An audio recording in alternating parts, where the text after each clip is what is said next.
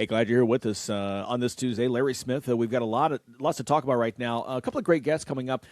We still are kind of putting the finishing touches on the 2025 NFL season, and Eric Anderson of Heavy.com is here to help us do that. And not only the Seahawks team, what's ahead for them. They're a Super Bowl champ. We talked about it yesterday again in terms of the potential sale here in the offseason and the reasons why. It's the estate of the Microsoft co-founder Paul Allen, who passed away several years ago. How might that change this team and some other possible free agent moves? A quarterback, different situations.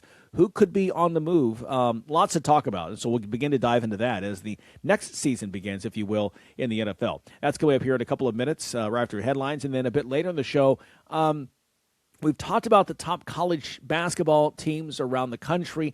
One team you may not be talking about that is streaking along in the Mountain West is Utah State. Listen, I know you go, oh, Utah State. No, this is stop and think about what this team has done with multiple coaches, by the way. They, not just like one guy, Mike Krzyzewski going through and running. They've had a lot of different coaches, yet they keep on winning. What's the secret in the sauce out there in Logan? We'll find out talking with him in a few minutes. Sean Harrison joining us here on the show. Speaking of college basketball, heading into Monday night, there are two undefeated teams left in the AP Top 25, Arizona and Miami of Ohio. Well, Red Hawks fans, you're the last man standing because Kansas took down the Wildcats 82-78. Now, the Jayhawks playing without star guard Darren Peterson, who sat out with the flu last night. Melvin Council Jr. and Flory Badunga combining for 32 of Kansas's 39 second-half points.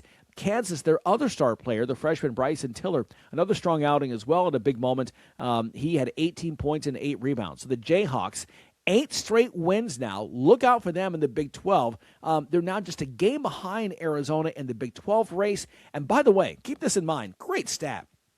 If you're a visiting team, you don't want to play a Bill Self-led Kansas team on a Monday night at Fog Allen Fieldhouse. Get this, Self is now 57-0 when playing at home at the Fog on Monday nights. That is insane.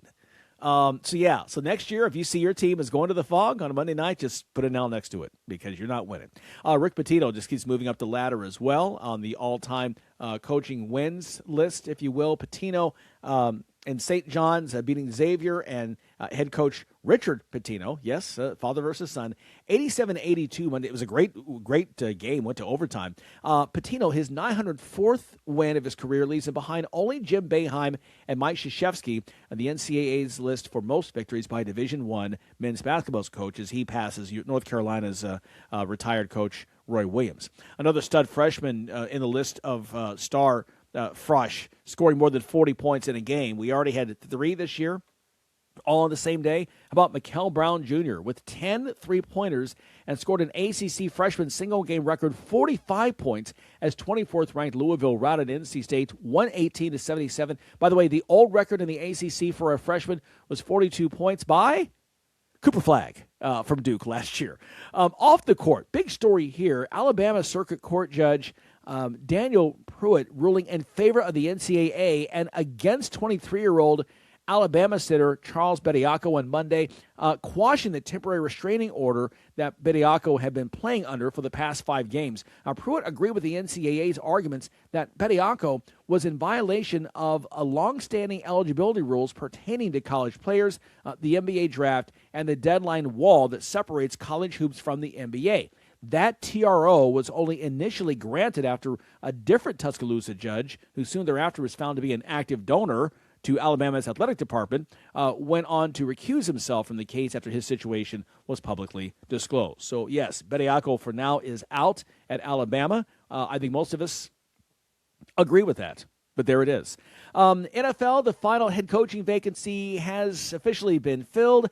The Raiders announcing that they have hired Seattle Seahawks offensive coordinator Clint Kubiak as the coach. The deal had reportedly been in the works for more than a week, but they could not make it official until after Super Bowl 60. Kubiak, 38 years old, directed one of the NFL's top offenses with Sam Darnold at the helm. Prior to his lone year in Seattle, he was the New Orleans Saints offensive coordinator back in 2024. Before that, he worked in the 49ers pass game coordinator situation, that position under Kyle Shanahan.